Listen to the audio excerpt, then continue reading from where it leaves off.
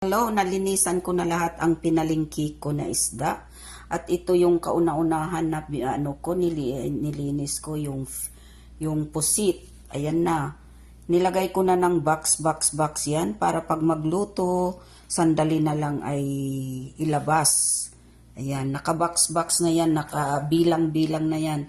Ang bawat isa ay 20, isang bawat ano. Ayan, may sapsap. Ayan yung sapsap ko. Ayan. Tapos galunggong, lahat ay galunggong, walang pinagbago. Okay, thank you for watching. Ayan. Like and share. More. Pa-heart naman tayo dyan sa isda. Kung sinong may gusto, mag-mine. Ayan, guys. Thank you for watching.